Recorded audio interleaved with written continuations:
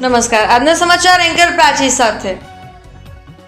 અંકલેશ્વર નગરપાલિકાના પ્રમુખ તરીકે જિગ્નેશ સંદાડિયા અને ઉપપ્રમુખ તરીકે વિરલ મકવાણા અને શાસક પક્ષના નેતા તરીકે અશોક પટેલ અને દંડક તરીકે ભાવેશ કશ્યપ એ વિધિવત કાર્યભાર સંભાળ્યો। અંકલેશ્વરની વિકાસની ગાથા આગળ વધારવાનો સંકલ્પ લીધો છે।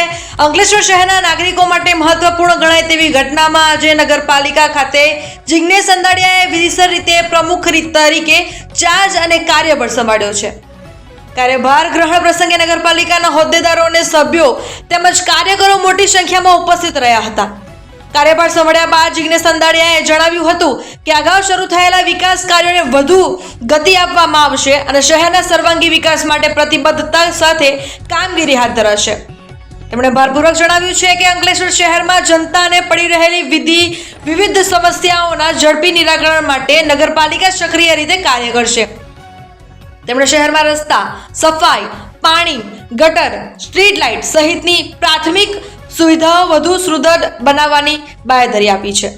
સાથે જ અંકલેશ્વરની જનતાને નગરપાલિકાની તમામ સેવાઓ સરળતાથી અને પારદર્શક રીતે મળી રહે તે દિશામાં કામગીરી કરવાની પણ ખાતરી વ્યક્ત કરી હતી। કાર્યભાર ગ્રહણ પ્રસંગે ઉપસ્થિત આગેવાનો અને કાર્યકરોએ જિગ્નેશ સંદાડિયાને શુભેચ્છાઓ પાઠવી હતી અને તેમના નેતૃત્વ હેઠળ અંકલેશ્વર શહેર વધુ વિકાસના માર્ગે આગળ વધશે તેવી આશા વ્યક્ત કરી હતી।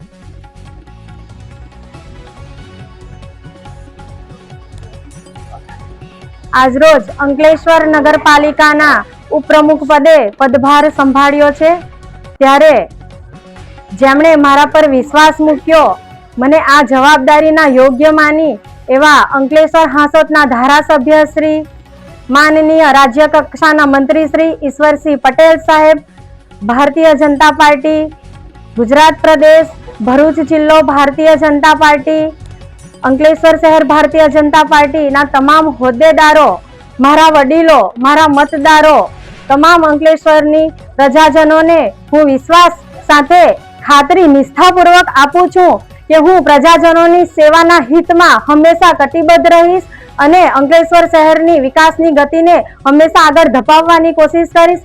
સાથે સાથે આપણા દેશના આદરણીય વડાપ્રધાન શ્રી નરેન્દ્રભાઈ મોદીના વિકસિત ભારતના સ્વપ્નને સાકાર કરવા માટે હંમેશા કટિબદ્ધ રહીશ।